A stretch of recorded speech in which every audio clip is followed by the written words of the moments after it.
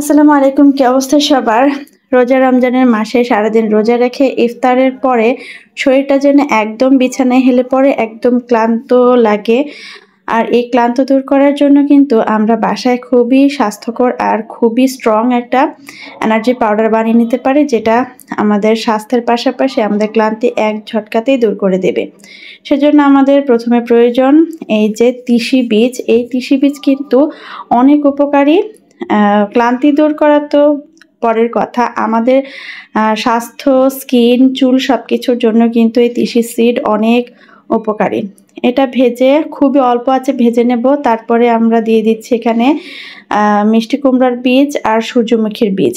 এই দুইটা বীজও কিন্তু আমাদের খুবই উপকারী।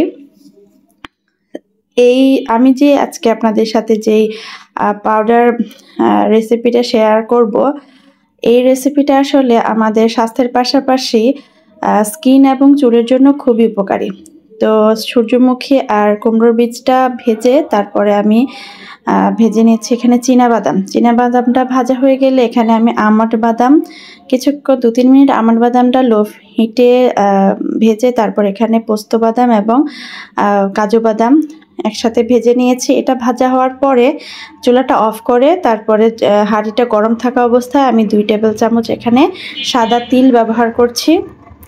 সাদা তেলটা কিন্তু অবশ্যই চুলা অফ করে দিবেন, নইলে কিন্তু খুব তাড়াতাড়ি এটা জ্বলে যাবে। এখন সব কিছু ভেজে উঠিয়ে নিব। তারপরে বাদামটা আমি খোসা ছাড়িয়ে নিয়েছি, তো ওখান থেকে আমি 2 টেবিল চামচ বাদাম আমি এই বাদামের মিশ্রণটার সাথে দিয়ে দিচ্ছি। এখানে আমি সব রকমের যে বীজগুলো ব্যবহার করছি এগুলো অত্যধিক মাত্রায় প্রোটিন আর অ্যান্টিঅক্সিডেন্ট সমৃদ্ধ, যেগুলো আমাদের শরীরের জন্য ভীষণই উপকারী। তারপর এখানে 2 টেবিল চামচ দিয়ে দিয়েছি তিসি বীজ এবং 2 টেবিল চামচ সূর্যমুখী ও কুমড়োর বীজ দিয়ে দিয়েছি। সব কিছু একসাথে নিয়ে একদম ঠান্ডা করে আমরা এটাকে ব্লেন্ডারে গুঁড়ো করে নিব।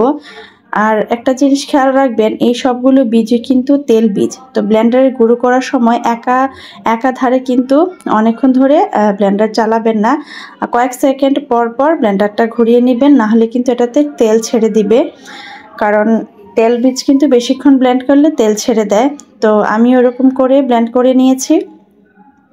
প্রথম পোর্শনটা একটু নিয়ে নিয়েছি, তারপরে আবার বাকি যেগুলো ছিল এগুলো আমি ব্লেন্ডার জারে দিয়ে ব্লেন্ড করে নিচ্ছি। এগুলো কিন্তু একদম মিহি গুঁড়ো করতে যাবেন না। যদি মিহি গুঁড়ো করতে যান তাহলে কিন্তু এগুলো তেল বের হয়ে যাবে, এগুলো একটু দানা দানাই থাকবে। এই তো এখন আমি সব কিছু একদম মিহি গুঁড়ো করে নিয়েছি। এগুলো আপনারা একটা এয়ারটাইট বক্সে রেখে ফ্রিজে মাসখানেকের মতো সংরক্ষণ করে খেতে পারবেন, নর্মাল ফ্রিজে। আর এমনিতে 7-10 দিন ভালো থাকবে। এখন আমি সবগুলো একটা জারে নিয়ে নিয়েছি। আমার বাসায় এই গুঁড়াটা সবসময় থাকে। এটা আসলে অনেক উপকারী একটা জিনিস। তো আমি এখন আমার হাজব্যান্ডের জন্য একটা ড্রিঙ্কস তৈরি করব। এই বাদাম আর এই বীজের গুঁড়ো দিয়ে 2 কাপ আমি এখানে দুধ নিয়েছি, আর এখানে আমি 4-5টা খেজুর বীজ ছাড়িয়ে দিয়ে দিয়েছি। তারপরে আমি একটু চিনি দেব।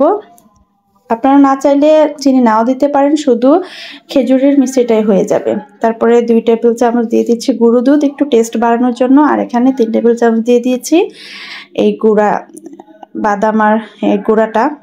আর এখানে আমি একটা কলা ব্যবহার করছি। কলা অনেকে বেশি ব্যবহার করে, অনেকে কম, তবে আমার কাছে বেশি একটা ভালো লাগে না, তাই আমি একটা ছোট সাইজের কলা দিয়ে দিলাম। এখন আমি এটাকে স্মুথ ব্লেন্ড করে নিব। ব্লেন্ড করে সার্ভ করব। ইফতারে যদি এরকম একটা হাই প্রোটিন ড্রিঙ্কস খাওয়া যায় তাহলে কিন্তু সারাদিনের ক্লান্তি অনেকাংশেই কমে যায়।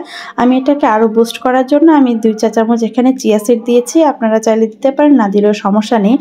আপনারা যদি শরীরের ঝটপট এনার্জি চান এবং শরীরে অনেক দিনের ক্লান্তি দূর করতে চান তাহলে কিন্তু এটা অবশ্যই ট্রাই করতে পারেন।